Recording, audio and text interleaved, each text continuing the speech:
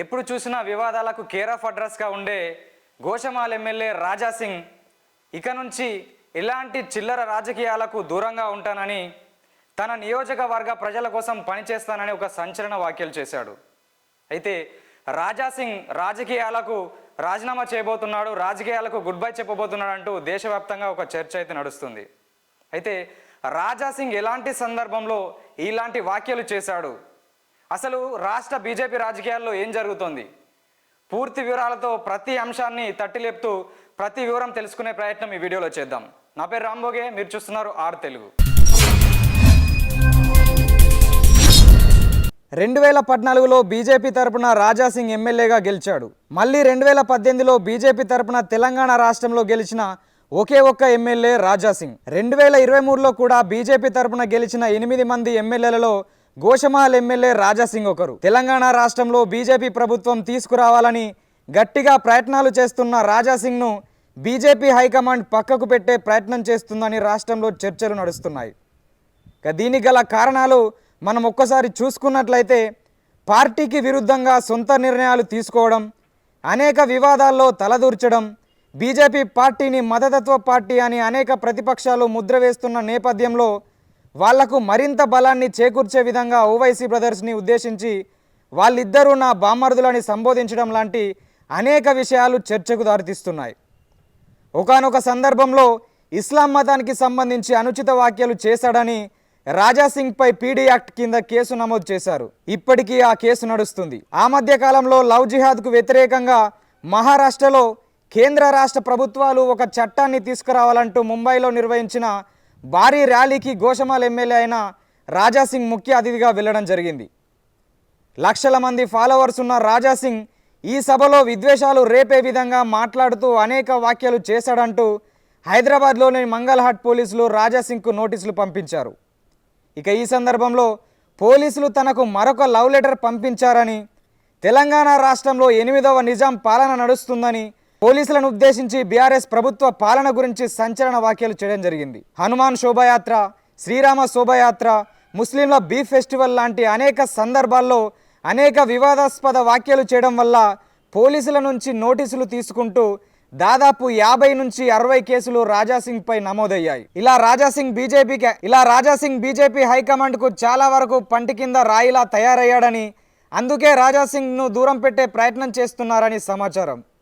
ఇక ఈరోజు బీజేపీ కీలక నేత లక్ష్మణ్ సమక్షంలో రాజా సింగ్ ప్రాతినిధ్యం వహిస్తున్న గోషమాల్కు చెందిన కీలక నేత అలా పురుషోత్తం బీజేపీలో చేరనున్నారు. గత ఎన్నికల్లో రాజా సింగ్కి టికెట్ ఇవ్వడంతో ఆయన పార్టీని వీడారు.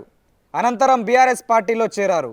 అయితే గత కొన్ని రోజులుగా పార్టీకి పంటి కింద రాయిలా మారిన రాజా సింగ్కు చెక్ పెట్టాలని బీజేపీ హైకమాండ్ భావిస్తున్నట్లు తెలుస్తుంది.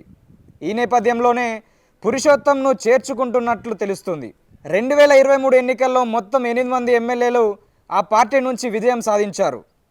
గెలిచిన వారంతా తనకు జూనియర్లే కావడంతో తనకు శాసనసభ పక్ష నేత పదవి ఖాయమని రాజా సింగ్ భావించారట.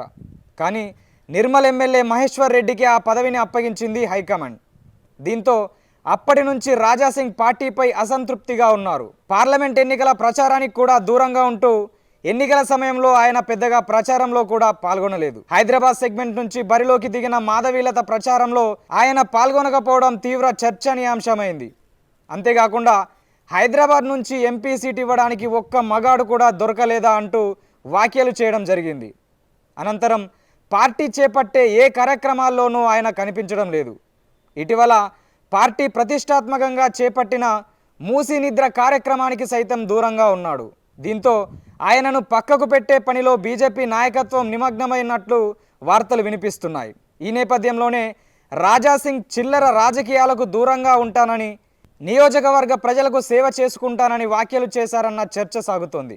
రాజకీయ నాయకుడిగా ఉన్నప్పుడు ముందుగానే ప్రమాణం చేస్తూ ఎలాంటి రాగద్వేషాలు కానీ విద్వేషాలు కానీ లేకుండా నిష్పక్షపాతిగా ఉంటూ ప్రజలకు సేవ చేస్తానని అసెంబ్లీలో ప్రమాణం చేస్తారు ఎమ్మెల్యేలు, మంత్రులు. అదేవిధంగా ప్రజాక్షేమం కోసం వాళ్ళు పనిచేయాలి. కానీ తమ మతం కోసం, తన ధర్మం కోసం, తమ వర్గానికి సంబంధించిన ప్రజల కోసం మాత్రమే పనిచేయాలనుకుంటే దానికి వేరే వేదికలు ఉన్నాయి. రాజకీయంలో ఉన్నప్పుడు అన్ని వర్గాలకు సమన్యాయం జరిగేలా చూడాలి. అయితే దేశంలో చక్రం తిప్పాలని చూస్తున్నటువంటి బీజేపీ హిందువులు మెజారిటీ ఉన్న దేశం కాబట్టి హిందువుల ఓట్లను కొల్లగొట్టాలని ప్రయత్నం చేస్తూనే అటు మైనారిటీ ప్రజలను వేరే వర్గాల ప్రజలను కూడా బుజ్జగింపు ప్రయత్నం చేస్తుంది బీజేపీ.